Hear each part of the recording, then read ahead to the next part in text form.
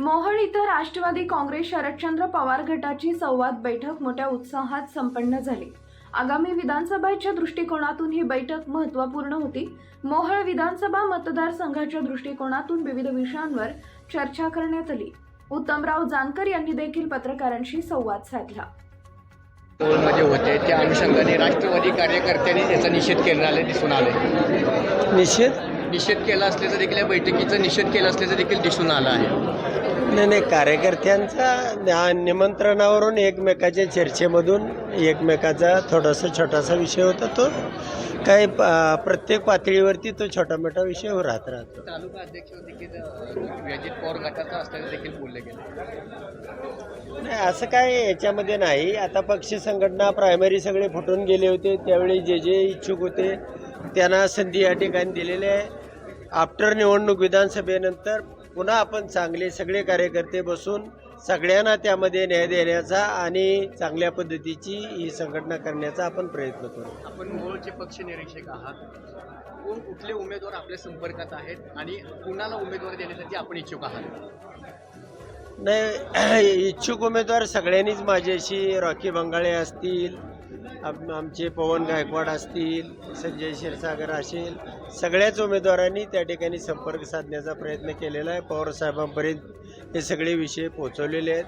अंतिम निर्णय पवारसाहेब या अभ्यासानं सगळ्याची माहिती घेऊन या मतदारसंघामध्ये ज्येष्ठ नेते काकासाहेबजी साठे आहेत आणि काका ज्यांना सांगतील त्यांनाच उमेदवारी मिळेल असं माझं मत आहे। राजू खरे देखील हे काल शरद पवार यांची भेटी घेतली, 2 वेळा भेटीगाठी घेतल्याचं देखील दिसून सोशल मीडियावरती नाही, नक्कीच अनेक उमेदवार आहेत, अनेक अंगानं वेगवेगळ्या त्या ठिकाणी उमेदवारांनी मी कसा त्या दृष्टीनं लायक आहे, लढू शकतो, ताकद आहे, ऊर्जा आहे, अशा पद्धतीने सगळेजण आपापली भूमिका मांडत आहेत। पण अंतिम निर्णय हे पवारसाहेब आणि पवारसाहेबांना या मतदारसंघाची जाण आहे, ज्ञान आहे, माहिती आहे आणि थेट लोक पवारसाहेबांची या तालुक्यामध्ये जोडलेले आहेत। सध्या आपल्या अजित पवार गटामध्ये जे नेते आहेत तेच राजन पाटील यांची बी टीम असल्याचं देखील बोललं जातंय।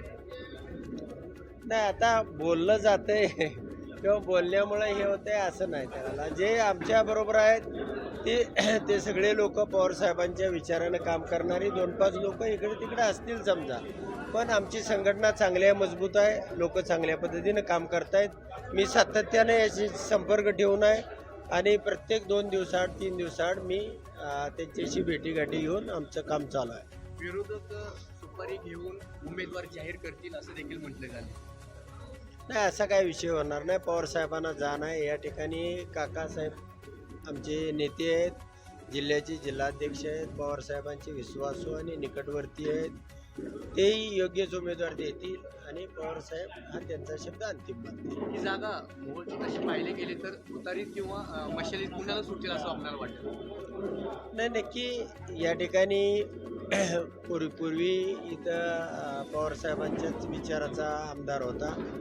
इथं शिवसेनेचा उमेदवार कधी निवडून आला नाही, त्यामुळं ही पवारसाहेबांकडेच जागा राहील असं माझं मत आहे। खरं तर संजय अण्णा क्षीरसागर यांच्या पाठीमागे मोठा जनाधार असल्याचं देखील दिसून आलं आहे।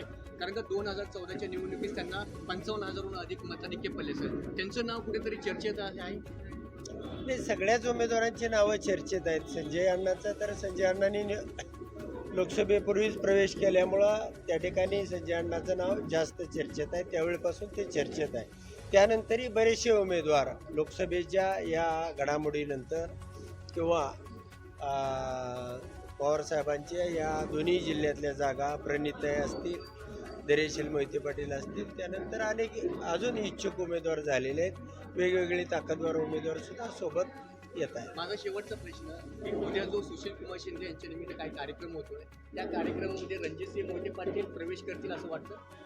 नाही, आता तसं तर काही प्रयोजन नाही। शिंदे साहेबांचा तिथं आणि सगळे निवडून आलेले आमच्या राष्ट्रवादी पक्षाचे जे खासदार आहेत त्यांचा सन्मान करणं आणि गेट टुगेदर सर्वांनी एकत्र येऊन या जिल्ह्यामधली मोठ बांधणं, त्या निमित्तानं सर्व जिल्ह्यातल्या कार्यकर्त्यांना एकत्र बोलावणं, इथले इच्छुक जे आहेत 10 आमदार निवडायचे आहेत, साधारण 100च्या वरती इच्छुकांची संख्या आहे, त्यांच्याशी संवाद बांधणं, यासाठी पवारसाहेब शिंदेसाहेब एकत्र बसून त्या ठिकाणी या जिल्ह्याच्या उमेदवारीचा निर्णय आणि निवडून आणण्याची रणनीती त्या ठिकाणी करणार। माळशिरसमधून आपली उमेदवारी निश्चित झालेली आहे, विरोधक म्हणून कुणाला पाहावं असं वाटते भेटेल आपल्याला? सध्या तरी राम सातपुते देखील यांचं नाव देखील चर्चेत नाहीये. सक्षम विरोधक कोण असावा आपल्याला?